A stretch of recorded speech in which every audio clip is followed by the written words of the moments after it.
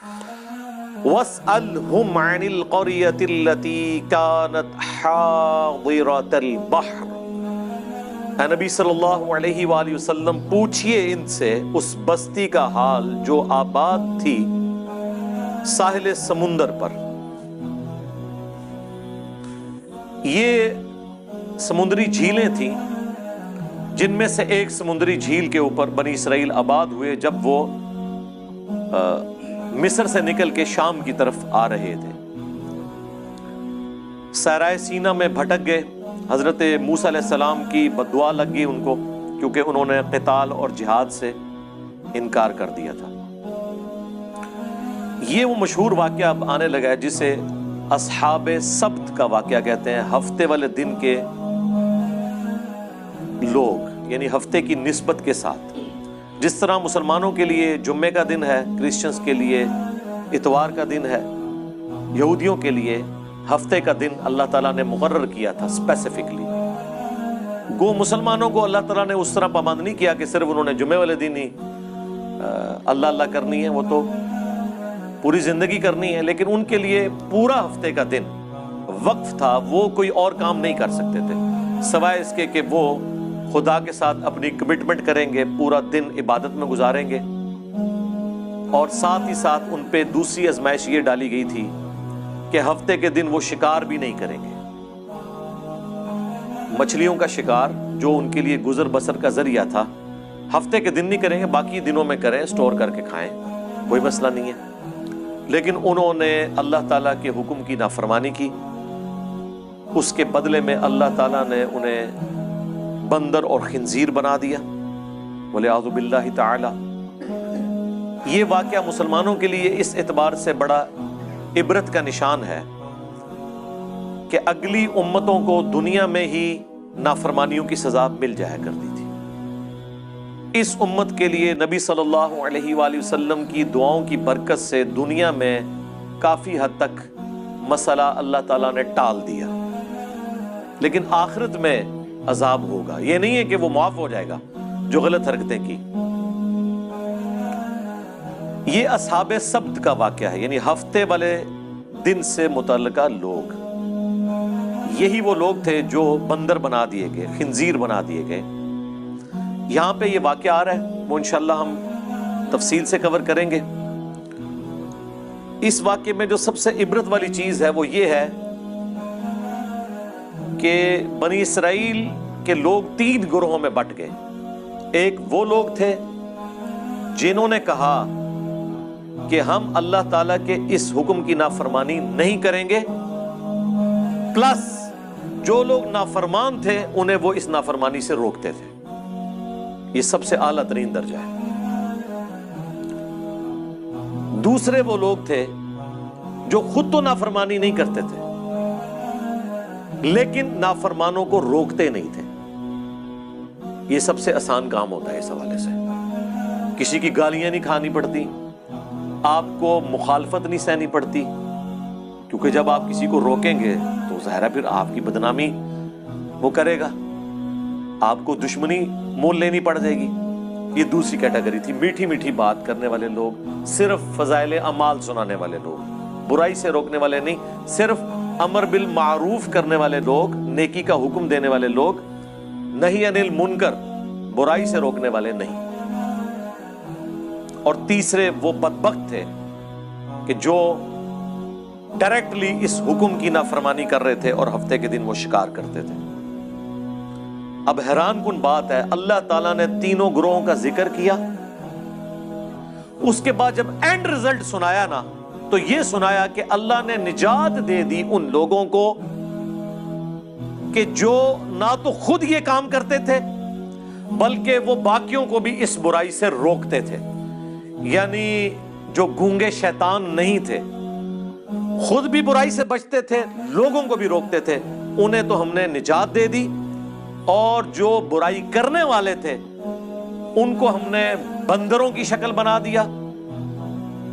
اور جو تیسری کیٹیگری تھی نا، ان کا اللہ تعالیٰ نے ذکر کرنا بھی گوارا نہیں کیا کہ ان کا انجام کیا ہوا۔ اتنا ذکر ضرور کیا کہ اس طرح کے لوگ تھے۔ یہی وجہ ہے کہ انہی آیات کے کانٹیکسٹ میں المستدرک للحاکم میں تفصیل کے ساتھ ایک حدیث موجود ہے. میں نے پہلے بھی کئی دفعہ عرض کیا ہے کہ قرآن کی اگر آپ نے تفسیر احادیث کی روشنی میں دیکھنی ہے نا، تفسیر ابن کثیر تو بہت اچھا کام ہوا ہے، انہوں نے ساری چیزیں ایک جگہ جمع کر دی، آسانی ہے اس میں. اب صحیح اور ضعیف کے حکم بھی لگ چکے ہیں. لیکن ڈائریکٹلی اگر آپ نے احادیث کی کتابوں سے قرآن کی تفسیر پڑھنی ہے نا، تو صحیح بخاری کا کتاب التفسیر چیپٹر پڑھ لیں، جامعہ ترمذی کا کتاب التفسیر چیپٹر پڑھ لیں، اور المستدرک للحاکم کا کتاب التفسیر چیپٹر، وہ تو بہت ڈیٹیل کے ساتھ ہے. یہ 3 حدیث کی کتابیں ایسی ہیں جن میں باقاعدہ پورے چیپٹرز ہیں، اور ان محدثین کو اپنے گیون سرکمسٹانسز میں اصولوں کے مطابق جو جو روایتیں قرآن کی شان نزول میں ملی یا اس سے متعلقہ صحابہ کے فرامین ملے یا کوئی واقعات ملے احادیث سے، وہ انہوں نے جمع کیے. اسی لیے شاہ ولی اللہ دہلوی نے الفوز الکبیر فی اصول التفسیر جو کتاب لکھی ہے، جس میں انہوں نے قرآن کی تفسیر کے اصول بتائے ہیں، اس میں انہوں نے کہا کہ سب سے بیسٹ تفسیر قرآن کی وہ تو ہے قرآن کی آیات سے، جس طرح قرآن میں ہے صراط الذین انعمت علیہم، راستہ ان لوگوں کا جن پر تیرا انعام ہوا. لوگ یہ آیت پڑھ کے اپنے بزرگ بابوں کا ذکر کرتے ہیں، جبکہ قرآن نے پھر سورۃ النساء میں بتایا کہ یہ لوگ کون ہیں.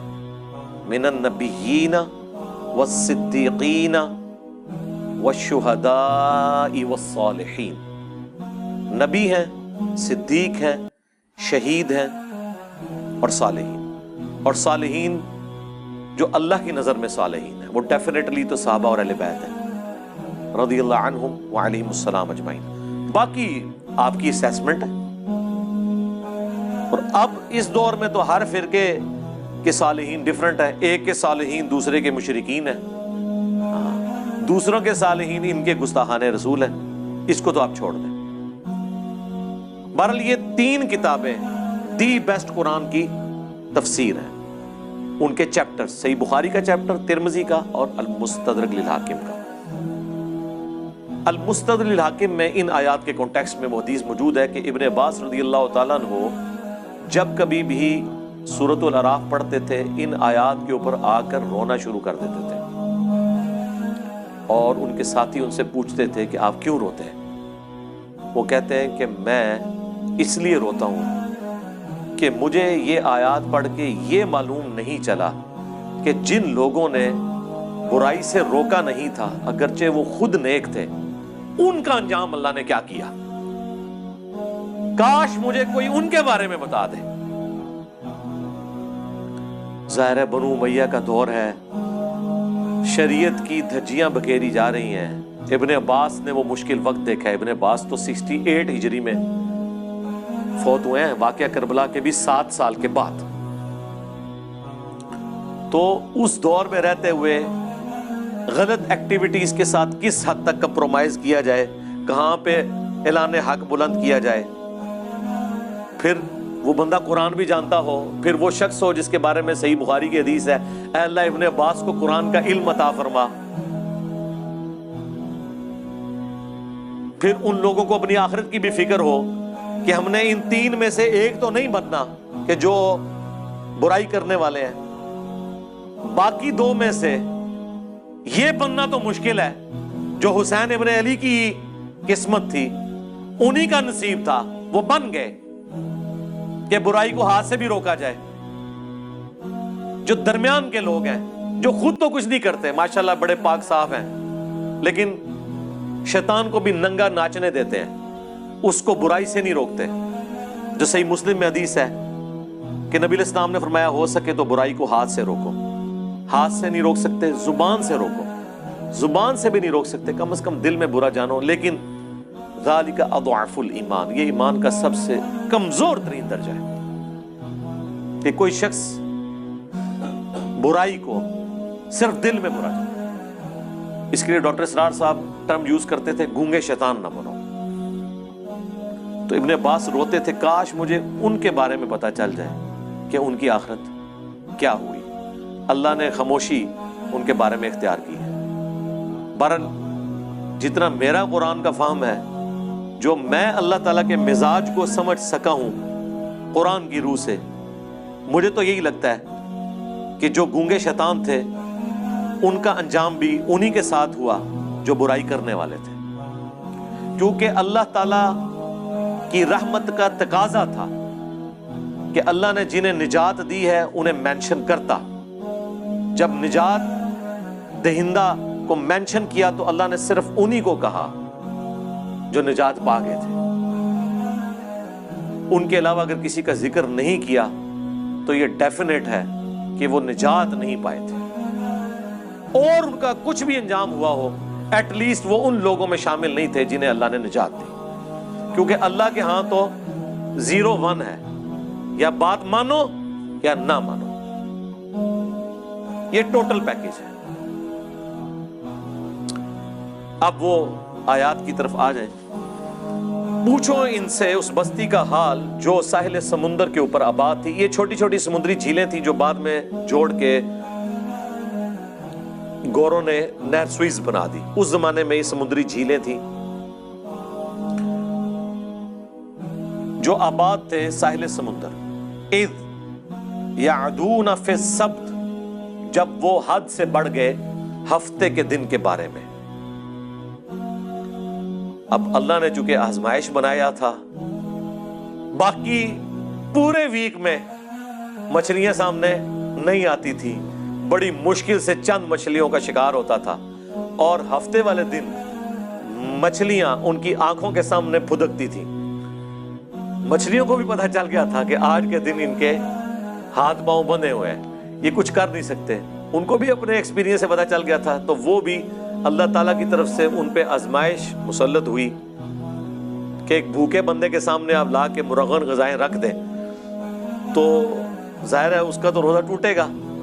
اسی کا اللہ نے ذکر کیا ہے، اذ یعدون فی السبت اذ تأتیہم حیتانہم یوم سبتہم شرعا، جبکہ ہفتے کے دن ان کے پاس مچھلیاں پانی پر پھدکتی تھی، سامنے آ جاتی تھی، یعنی انہوں نے چینگے لاندی اصل کہ ہاں جی پھڑ لو، اب ان کے سامنے آ رہی ہیں، آزمائش ان کے لیے۔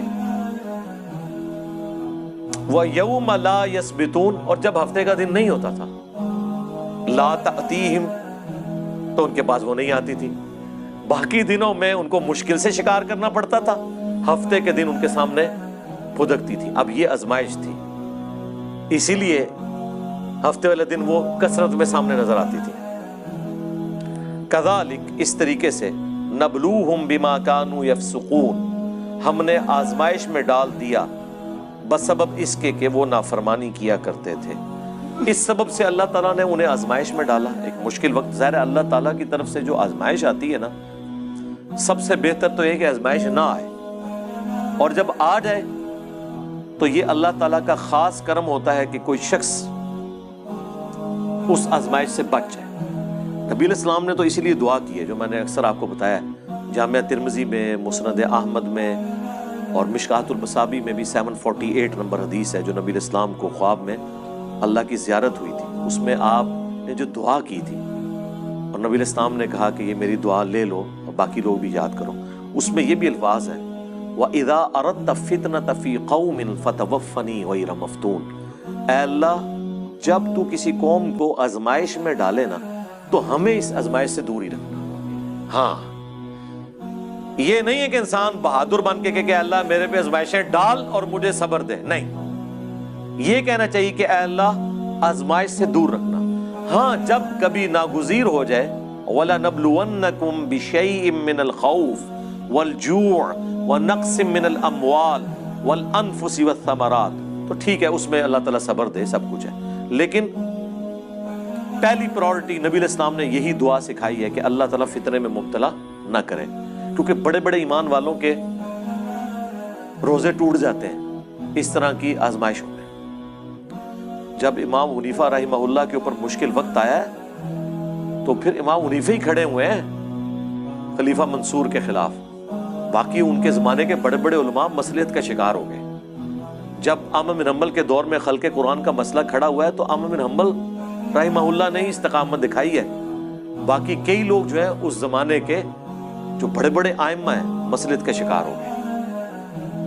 تو ہر زمانے میں جو حسینی فکر ہے وہ چند ایک لوگ ہی لے کے چلتے ہیں، سب میں اتنی جرأت نہیں ہوتی. تو اللہ تعالیٰ فرماتا ہے کہ بسبب ان کی نافرمانیوں کے ان کو ہم نے آزمائش میں ڈالا. یعنی پہلے بھی ان کے کرتوت ایسے تھے، تو جب کرتوت برے ہوتے ہیں تو بعض اوقات اللہ تعالیٰ آزمائش ڈال دیتا ہے، اور یہ ان کے اوپر آزمائش تھی. وَإِذْ قَالَتْ أُمَّةٌ مِّنْهُمْ، جب ان میں سے ایک گروہ نے کہا لِمَ تَعِظُونَ قَوْمًا، کیوں تم ایسی قوم کو واعظ و نصیحت کرتے ہو، قَوْمًا اللَّهُ مُهْلِكُهُمْ، کہ جس قوم کو اللہ تعالیٰ ہلاک کر دے گا، او معذبہم عذابا شدیدا، یا انہیں شدید عذاب دینے والا ہے. یعنی کیوں سمجھاتے ہو ان نافرمانوں کو، چھوڑو، انہوں نے اپنی قبر میں جانا ہے، تم نے اپنی قبر میں جانا ہے، چپ کر کے تم تو برائی نہیں کر رہے نا، ان کو ان کے حال کے اوپر چھوڑ دو. ان کا جواب سنیں کیا ہے. قالو، وہ کہنا شروع ہو گئے اس کے جواب میں، معذرتن الی ربکم ولعلہم یتقون، ہم تو یہ اس لیے ان کو برائی سے روک رہے ہیں کہ اپنے رب کے حضور عذر پیش کر سکیں کہ یا اللہ جو ہم سے بن پڑی، ہم نے برائی کو روکنے کی کوشش کی. اور دوسرا مقصد یہ ہے لعلہم یتقون، کہ شاید ہماری نصیحت سے یہ ڈر جائیں اور یہ بھی اپنی آخرت برباد ہونے سے بچا لیں. یہ سیکنڈری مقصد ہے جو میں اکثر کہتا ہوں کہ ہم یہ جو دعوت و تبلیغ کا کام کر رہے ہیں، لوگوں کو برائی سے روک رہے ہیں، اچھائی بتا رہے ہیں، عقیدے کی خرابیاں ہائی لائٹ کر رہے ہیں، اس میں پرائمری جو ہمارا مقصد ہے وہ اپنی آخرت کی فکر ہے، کسی دوسرے کی آخرت کی فکر نہیں ہے، وہ سیکنڈری چیز ہے. سب سے پہلے تو ہمیں ہماری طرف سے پوری دنیا جہنم میں چلی جائے ہمیں تو فرق نہیں پڑتا، ہمیں تو فرق اس بات سے پڑتا ہے کہ ہم نہ کہیں جہنم میں چلے جائیں. پہلی ایفرٹ تو ہماری اپنی ذات کے لیے ہوگی، او انفسکم واہلیکم نارا، بچاؤ اپنے آپ کو اور اپنے گھر والوں کو جہنم کی آگ سے. باقیوں کی بعد میں فکر کریں گے، افریقہ کے جنگلوں میں لوگ کدھر جا رہے ہیں وہ بعد میں دیکھیں گے، پہلے تو اپنے گھر میں لوگ کدھر جا رہے ہیں وہ دیکھیں گے. پہلے تو ہم خود قرآن و سنت سے اپنی اصلاح کی کوشش کریں گے، تو ان کا اپنے رب کے حضور معذرت کر سکیں، ہم عذر پیش کر سکیں کہ یا اللہ ہم نے وہ چاروں شرائط پوری کی تھی. الا الذین آمنوا وعملوا الصالحات، یہ تو آسان ہے، ایمان لاؤ نیک اعمال کرو، لیکن وتواصوا بالحق، حق بات کی وصیت کرنا مشکل ترین کام، اور اس کے بعد اس کا منطقی انجام، وتواصوا بالصبر، پھر تکلیف آئے گی تو صبر اختیار کرنا ہے. یہ اتنا مشکل کام ہے کہ بڑے بڑے اہل ایمان وہ بھی بعض اوقات کمزور درجے کی طرف چلے جاتے ہیں. ہر بندے میں یہ حوصلہ نہیں ہوتا کہ حالات و واقعات کا وہ مقابلہ کر سکے.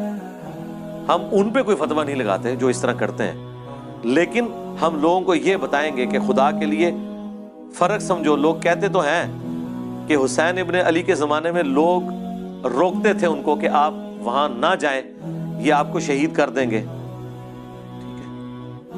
تو کیا وہ لوگ غلط تھے اور حسین ابن علی اکیلے ٹھیک تھے؟ میرے بھائی پہلے تو آپ اپنی اصلاح کریں. وہ لوگ حضرت حسین ابن علی کو غلط نہیں سمجھتے تھے. عبداللہ بن عمر یا عبداللہ بن عباس یا عبداللہ بن زبیر رضی اللہ عنہم اجمعین، وہ یہ کہتے تھے کہ آپ جن کے خلاف کھڑے ہوئے نا، انہوں نے رسول اللہ کی قرابت داری کا کوئی لحاظ نہیں کرنا، یہ دنیا دار بادشاہ بن چکے ہیں، تو ان کے شر سے اپنے آپ کو بچا لیں.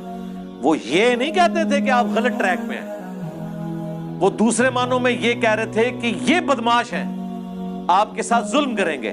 تو جس طرح ہم نے خاموشی اختیار کی ہوئی ہے، کمزور درجے پہ ایمان پہ اپنے آپ کو رکھا ہوا ہے، ہمارے مقابلے پہ نہیں، اس زمانے میں حسین ابن علی کے مقابلے پہ، تو آپ بھی وہ درجہ اختیار کر لیں.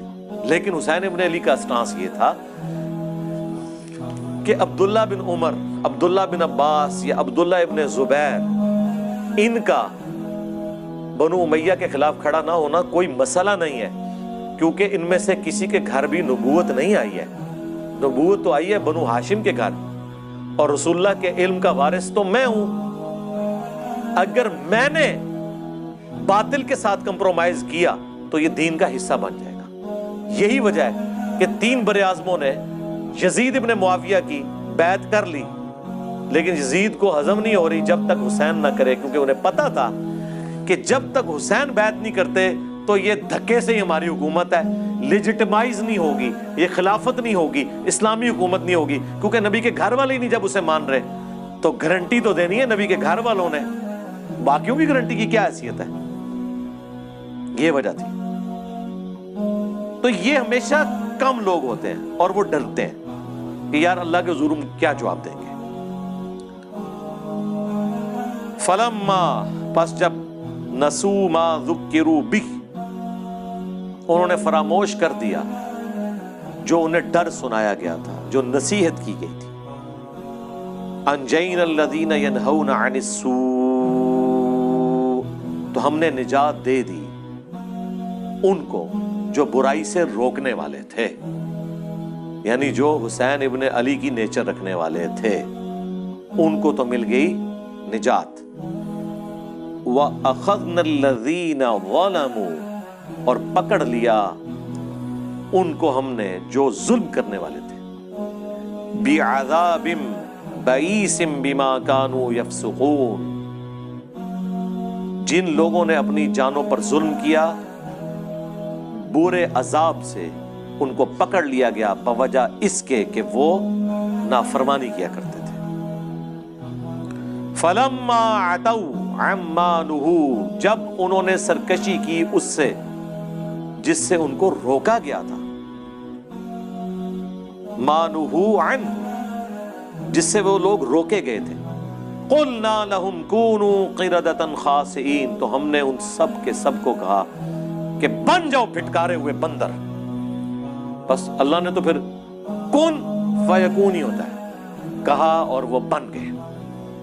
اللہم لا تجعلنا منہم، اللہم احسن عاقبتنا فی الامور کلہا واجرنا من خزی الدنیا وعذاب الآخرہ، آمین۔ اللہ اکبر۔ اب یہ واقعہ یہاں پہ مکمل ہو گیا ہے، دیکھ لیں ان اٹینڈڈ ہے وہ گروہ۔ اللہ نے دو گروہوں کا ذکر کر دیا، جو روکنے والے تھے وہ نجات پا گئے، اور جو کرنے والے تھے وہ تباہ و برباد ہو گئے، اللہ نے ان کو بندر بنا دیا۔ لیکن جو تیسری کیٹیگری تھی نا، جو کہہ رہی تھی کہ تانوں کیڑی لوڑ ہے، تسی اپنی قبر ہی جانا ہے، انہوں نے اپنی قبر ہی جانا ہے، آپ کو کیا تکلیف ہے، ان کو اللہ تعالیٰ نے اس قابل بھی نہیں سمجھا کہ ان کے انجام کا ذکر کریں، اچھا یا برا۔ اللہ اکبر۔ وَإِذْ تَأَذَّنَ رَبُّكَ، اور یاد کرو جب تمہارے رب نے یہ اعلان کیا تھا، لَيَبْعَثَنَّ عَلَيْهِمْ إِلَى يَوْمِ الْقِيَامَةِ، کہ ضرور اللہ تعالیٰ بھیجتا رہے گا ان پر قیامت کے دن تک، مَن يَسُومُهُمْ سُوءَ الْعَذَابِ، ایسے ان کے اوپر حکمران مسلط ہوں گے، ایسا جابر حکمران ان کے اوپر آتے رہیں گے جو انہیں عذاب دیں گے، برا تکلیف دیں گے دنیا میں۔ حتیٰ کہ وہ بنی اسرائیل کے جو دو عروج اور دو زوال کا ذکر ہے سورہ بنی اسرائیل کے آغاز میں، اس میں اللہ تعالیٰ نے فرمایا ہم نے اپنے سخت لڑائی لڑنے والے بندے مسلط کر دیے، کس کے اوپر؟ بنی اسرائیل کے اوپر، اور انہوں نے بیت المقدس کی اینٹ سے اینٹ بجا دی۔ اللہ نے ان کافروں کو اپنی طرف منسوب کیا کہ ہم نے یہ مسلط کیے، اس امت کے اوپر بھی اللہ نے مسلط کیے، تاتاری اینٹ سے اینٹ بجائی انہوں نے بغداد کی۔ اللہ عذاب جب دلواتا ہے نا تو وہ اپنی مخلوق کے ذریعے ہی دلواتا ہے، اور اس وقت وہ مسلط ہوئے ہوتے ہیں۔ پھر تاتاریوں نے سرکار نہ کوئی بزرگ دیکھا ہے، نہ کوئی غوث دیکھا ہے، نہ کوئی کتب دیکھا ہے، وڈ کے پرے ماریا ہے۔ سارے بزرگوں کے حالات لکھنے والے جو شیخ فرید الدین عطار تذکرۃ الاولیاء جنہوں نے لکھی ہے، ان کو بھی تاتاریوں نے قتل کیا ہے،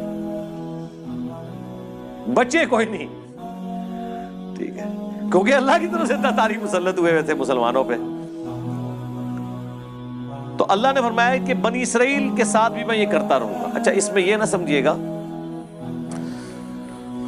کہ ان کے آباء و اجداد کی سزا ان کی اولادوں کو مل رہی ہے، نہیں، بنی اسرائیل میں سے جن لوگوں نے حق قبول کر لیا وہ اس عذاب سے بری ہو گئے۔ عبداللہ بن سلام جیسے لوگ بھی تو موجود تھے نا، یہودی عالم جنہوں نے اسلام قبول کیا، اس سے مراد وہ ہیں بنی اسرائیل میں سے جنہوں نے اپنے آباء و اجداد کی وہ روش چھوڑی نہیں ہے اور پیغمبروں کی نافرمانی کو اپنا شعار بنا کے رکھا. ان پر قیامت کے دن تک عذاب آتا رہے گا. جابر حکمران مسلط ہوں گے. ایک تو 8 سے 100 سال پہلے اتنا بڑا حکمران مسلط ہوا ان کے اوپر، ہٹلر. 60 لاکھ یہودی قتل کر دیے. چلے بعض لوگ کہتے ہیں نہیں 60 لاکھ نہیں تھے 6 لاکھ تھے. سرکار 6 لاکھ بھی تھوڑا بندہ ہے؟ 6 لاکھ بندے مارنے کے لیے اس نے 100 فیکٹریاں بنائی. اس نے جو کچھ کیا وہ غلط کیا، لیکن جن کے ساتھ ہوا اللہ تعالیٰ کی عذاب کی گرفت میں تھے. وہ ان ربک لسریع العقاب، بے شک تیرا رب عذاب دینے میں جلدی فرمانے والا ہے. لیکن بعض اوقات ڈھیل بھی دے دیتا ہے، لیکن دنیا میں بعض اوقات تھوڑا بہت مزہ ضرور چکھاتا ہے. آخرت کا تو عذاب پکا ہے. وَإِنَّهُ لَغَفُورٌ رَحِيمٌ، اور سائملٹینیس کنٹراسٹ، اور بے شک وہ ضرور بالضرور بخشنے والا مہربان ہے. یعنی آج بھی اگر کوئی دعوت حق قبول کر لے تو اللہ تعالیٰ اس کے اوپر مہربان ہے. وَقَطَّعْنَاهُمْ فِي الْأَرْضِ أُمَمًا، اور ہم نے ان کو بانٹ دیا زمین میں کئی گروہوں کے اندر. یہ بھی اللہ تعالیٰ کی طرف سے ایک سزا ہوتی ہے کہ آپ کی یونٹی ختم ہو جائے. آج مسلمان بھی دیکھیں نا کئی گروہوں میں بٹ گئے ہیں، فرقہ واریت کے اعتبار سے بھی، ایون لسانیت کے اعتبار سے بھی. آج بھی وہ تفریق باقی ہے، اجمی اور عربی والی. سب کانٹیننٹ کے لوگوں کو عربی کس طرح ڈیل کرتے ہیں؟ اپنے غلاموں کی طرح. تو اس طرح کی تفریق شروع ہو جاتی ہے. پھر صرف جمعے کے خطبوں میں رہ جاتا ہے کہ کسی عربی کو اجمی پر، کسی کالے کو سفید پر، کسی سفید کو کالے پر، کسی سرخ کو سیاہ پر، کسی سیاہ کو سرخ پر. کوئی فضیلت حاصل نہیں ہے. مسند احمد میں جو خطبہ ہے رسول اللہ صلی اللہ علیہ وآلہ وسلم کا حجۃ الوداع کا، تقریروں تک تو رہتا ہے، لیکن جیسے ہی ممبر سے نیچے اترتے ہیں پھر وہ ڈیفرنس شروع ہو جاتے ہیں. منہم الصالحون، ان میں سے نیک لوگ بھی ہیں. ومنہم دون ذالک، اور کچھ اور طرح کے لوگ بھی ہیں جو برے اعمال کرنے والے ہیں. وبلوناہم بالحسنات والسیئات، اور ہم نے انہیں آزمایا نعمتیں دے کر بھی اور تکالیف کے ذریعے بھی. لعلہم یرجعون، تاکہ وہ ہماری طرف پلٹ آئیں. یہ اللہ تعالیٰ کا ایک سمجھ لیں ڈیوائن قانون ہے کہ دنیا میں اللہ تعالیٰ بعض اوقات تکلیف اس لیے بھی دیتا ہے کہ شاید اللہ کی طرف لوگ پلٹ آئیں.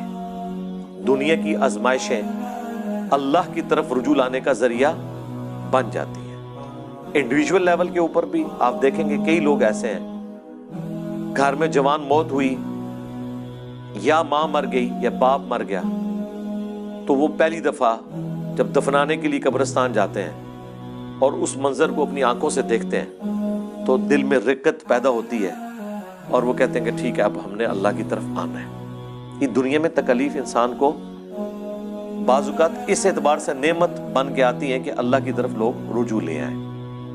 تو اللہ تعالیٰ فرماتا ہے کہ ہم پھر ان کی اولادوں کو، بنی اسرائیل کی اولاد کو جو چلی وہ ساری نسل تکلیف کے ذریعے آسائشیں دے کے ہر طریقے سے آزماتے رہے تاکہ وہ پلٹ آئیں اللہ کی طرف. فخلف من بعدہم خلف، لیکن پھر جانشین ہوئے ان کے بعد وہ ناخلف لوگ، ورثوا الکتاب، جو کہ وارث ہوئے کتاب کے، یأخذون عرض ھذا الادنی، اللہ اکبر، جو کہ لیتے ہیں دنیا کا ادنا مال،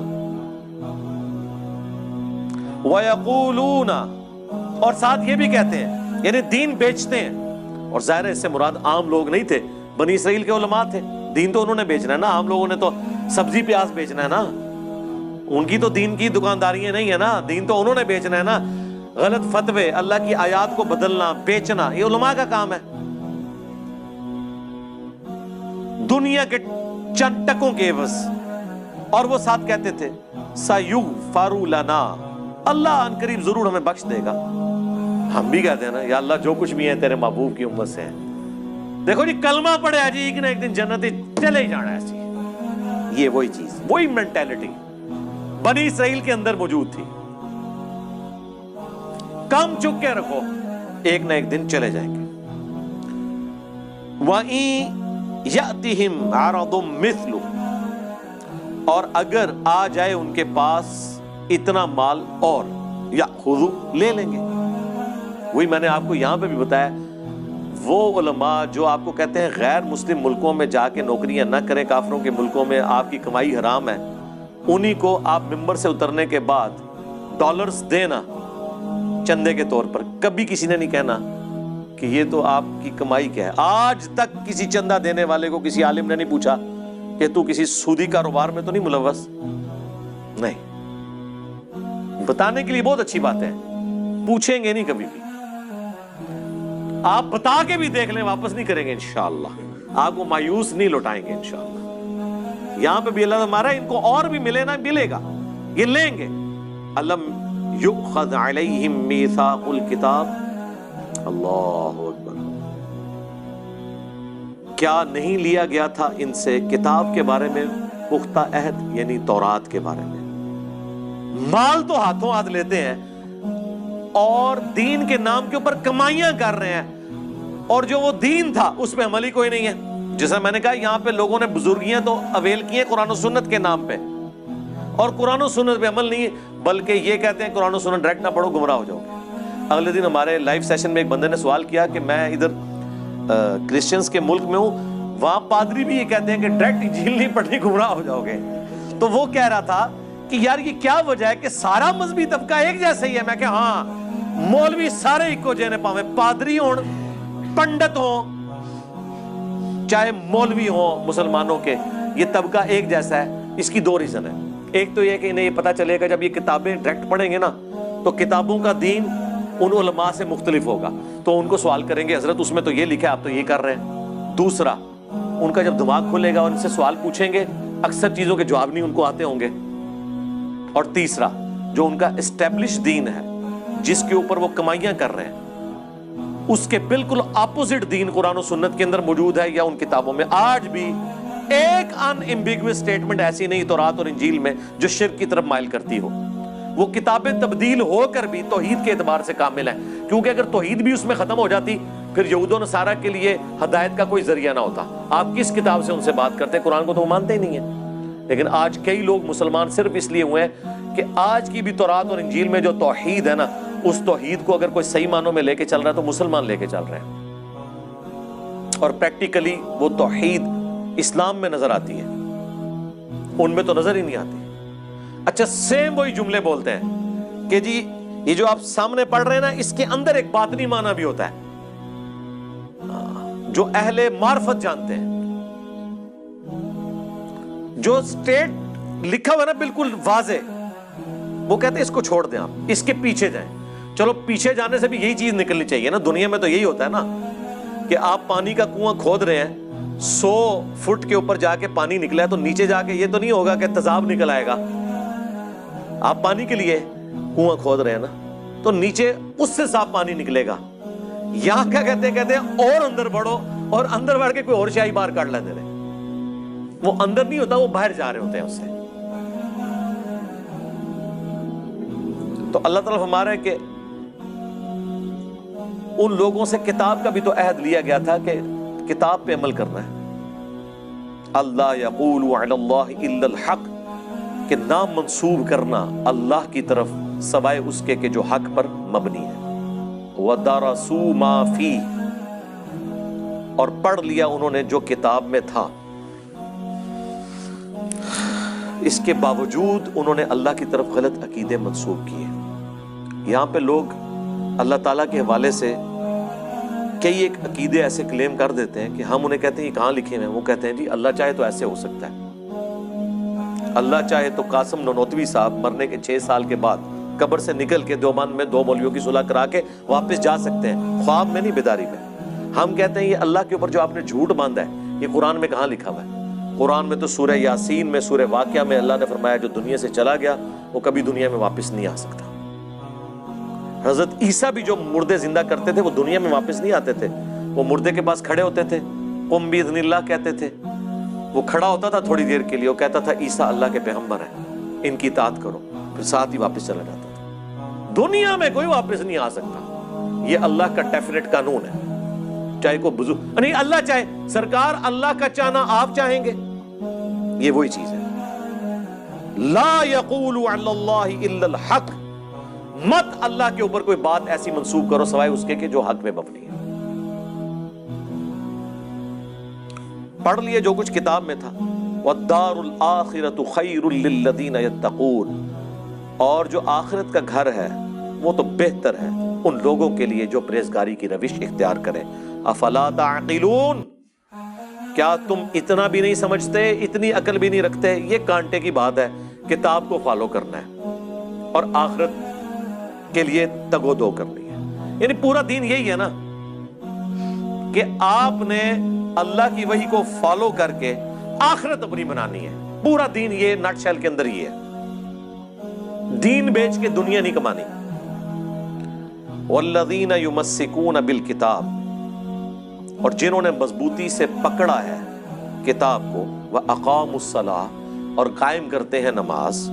انا لا نضیع اجر المصلحین، ہم کبھی ایسے لوگوں کا اجر ضائع نہیں کریں گے جو اصلاح کرنے والے ہیں، اپنی اصلاح بھی اور دوسروں کی اصلاح بھی، جو نیکوکاری کی روش اختیار کرنے والے ہیں. اللہ تعالیٰ ان کا اجر کبھی ضائع نہیں کرے گا. دنیا میں نے اکثر کہا ہے کہ یہ ہو سکتا ہے کہ کسی کی محنت ضائع ہو جائے، لیکن آخرت کے لیے جو آپ نے دنیا میں محنت کی ہے نا، اس کا اجر آپ کو ملنا ہے. کیونکہ دنیا کو اللہ نے آزمائش کے ساتھ جوڑا ہوا ہے. محنت کر کے بھی بعض اوقات آپ کا نقصان ہو جائے گا. آخرت کے لیے محنت کر کے نقصان نہیں ہوگا اگر آپ نے صحیح طریقے سے محنت کی ہے، جو کرنے کا حق ہے، صحیح ڈائریکشن میں کی ہے. اسی لیے اللہ تعالیٰ کہتا ہے کہ میں اپنے وعدے کے خلاف نہیں کرتا. کوئی ذرہ برابر نیکی کرے گا تو وہ بھی دیکھ لے گا، ذرہ برابر گناہ کرے گا تو وہ بھی دیکھ لے گا. فَمَن يَعْمَلْ مِثْقَالَ ذَرَّةٍ خَيْرًا يَرَهُ وَمَن يَعْمَلْ مِثْقَالَ ذَرَّةٍ شَرًّا يَرَهُ. اب ایک اور بنی اسرائیل کے ساتھ بہت بڑا اللہ نے جو معجزہ کیا، تھریٹ کی انہیں. اللہ اکبر. وَإِذْ نَتَقْنَا الْجَبَلَ فَوْقَهُمْ، اور یاد کرو وہ وقت جب ہم نے اٹھا لیا تھا تم پر پہاڑ، كَأَنَّهُ ظُلَّةٌ، یہاں تک کہ وہ سائبان بن گیا. وَظَنُّوا أَنَّهُ وَاقِعٌ بِهِمْ، اور وہ گمان کرنا شروع ہو گئے کہ قریب ہے کہ یہ پہاڑ ہم پہ گر پڑے. اللہ تعالیٰ نے کوہ طور پہاڑ کو بلند کر کے بادل کی شکل میں 6 لاکھ بنی اسرائیل کے اوپر کروڑوں ٹن کا پہاڑ ہے. یہ دھمکی لگائی جا رہی ہے پکڑو تورات کو، ادروائز ڈگیا جو توڑے ہوتے. اڑتری وٹری تھریٹ. خذوا ما آتیناکم بقوہ، پکڑو اس کو جو ہم نے تمہیں عطا کیا ہے پوری قوت کے ساتھ. قوت کے ساتھ یہ نہیں ہے کہ مطلب وہ گر نہ جائے، مراد یہ ہے کہ اس کے ایسن کو فالو کرو، اس کی روح کو فالو کرو. وَاذْكُرُوا مَا فِيهِ، اللہ اکبر، اور یاد کرو جو کچھ اس کے اندر ہے اسے فالو کرو. لَعَلَّكُمْ تَتَّقُونَ، تاکہ تم پرہیزگار بن سکو، ڈر جاؤ. تو یہ بنی اسرائیل سے اللہ تعالیٰ نے عہد لیا تھا.